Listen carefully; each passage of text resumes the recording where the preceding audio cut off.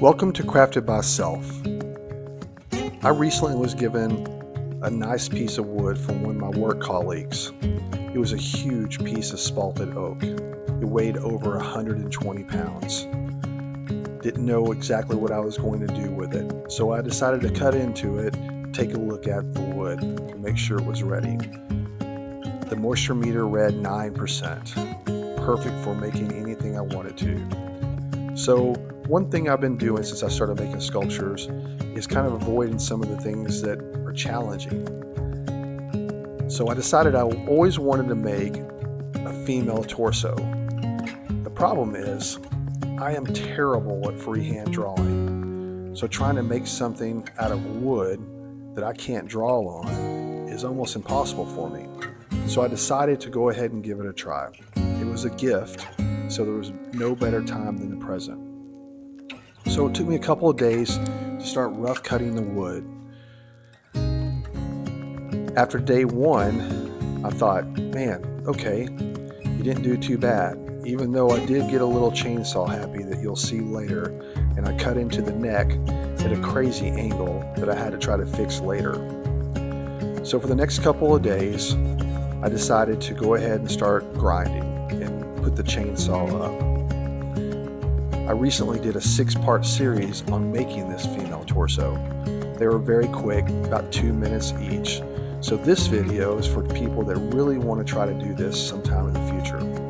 I wanted to give you some helpful hints and show you that if I can do it, anybody can do it. The first thing you need to do is get lucky like I did and get a great quality piece of wood.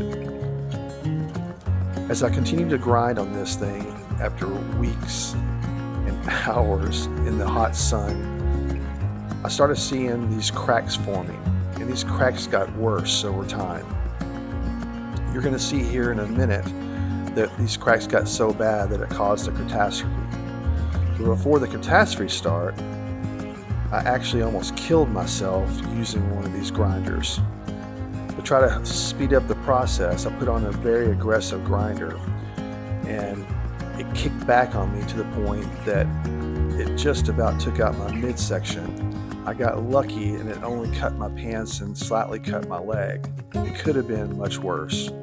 From this point forward, I will never use a grinder again without using some sort of leather chaps. I know some of you are watching this going, well, you big dummy, you should have used chaps in the first place. And you're right. I deserve whatever you want to call me, but whatever you decided to do, my wife did a lot worse. It's about ready to happen here in just a second.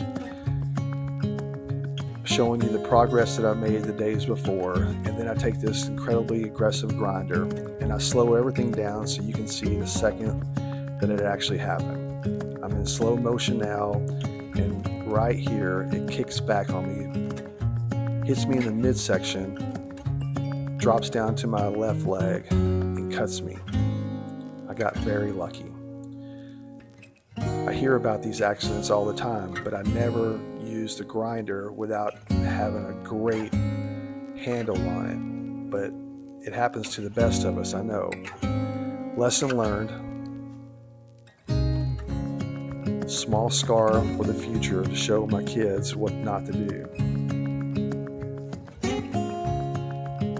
So I continued on that day, and it only got worse for me. As I continued on this grinder, my cracks started forming a little bit better, and about right here, I felt the torso give way. It's interesting. I've had multiple opportunities working with wood where the wood actually cracks in half on me, and neither time has it ever made a sound. You just feel a tension release, and that's what happened here. So I had to stop all work, and what I decided to do was go ahead and fill in the cracks. Because this wood is so spalted, I needed to put a shellac on it, or in this case, a urethane, to make sure that any resin I used to fill the cracks wouldn't stain the wood. So I took some time, finished this thing off, and what was really cool about it is I got to see what the finished product would look like. The stain in this sculpture was unbelievable. It always reminded me of a map, an old canvas map or a parchment paper map. I've always thought that the whole time through, and it'll come in play a little bit later as I named this sculpture after a map. So I taped her all up after the urethane was put on, and I started filling in the cracks with resin. I use Wisebond epoxy. And the reason why I use it is a number of reasons, but the main reason is their customer service is second to none. Every time I call, they answer the phone. And I have asked them for some crazy things. I've said, hey, yeah, this is what I'm doing. What do you think can this be done? And they would always say yes or no, give me suggestions. I talked to the head people there. They're fantastic. And so, and the question always comes back, are you sponsored by them? No, I'm not. I'm not sponsored by anyone. I love them because of their customer service. Also, if you look up on YouTube, you'll see that they have tons of recommendations about being the best resin that has UV protection and stays clear the longest. So I love them, US company, can't say enough good things about them. So enough about Wisebond. So I get in this thing. I decided to use the epoxy inside my house where I could control the temperature. I have a workout room, utility room. I thought it would be great. So I mixed the deep pour epoxy and all hell broke loose. Just telling you, it was terrible. I had epoxy going everywhere. I thought I taped up the cracks well enough, but in reality, I was just wasting my time, and I wasted a lot of money in this epoxy. So I did the best I could and realized quickly that I was in trouble, and I had epoxy leaking in my house. And let me just tell you, this was all done behind my wife's back. She did not know this was going on.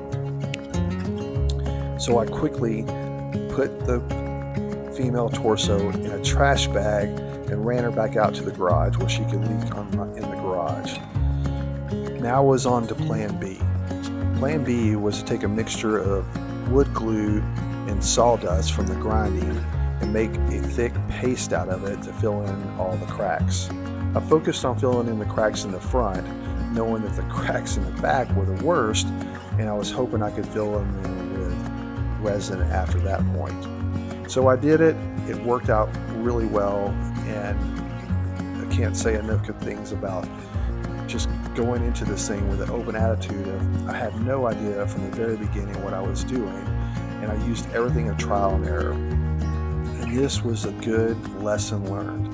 If it ever happens again, and I did a project like this, I would not start off immediately with resin to fix it.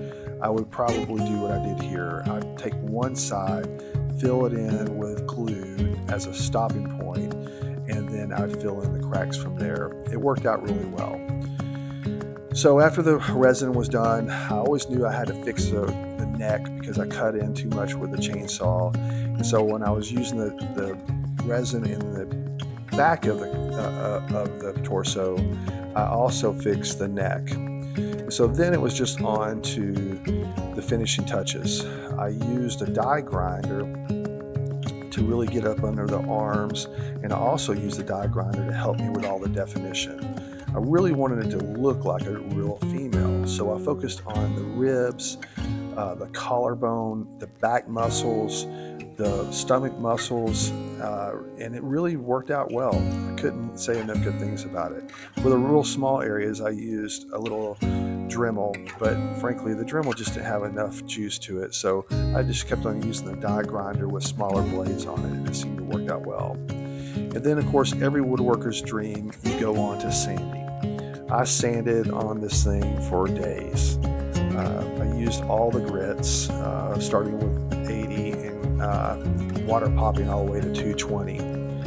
I've been using a really cool high-end oil, hard wax oil.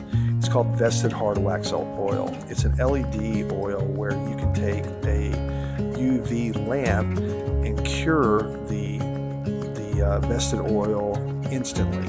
It saves any woodworker tons of time on it.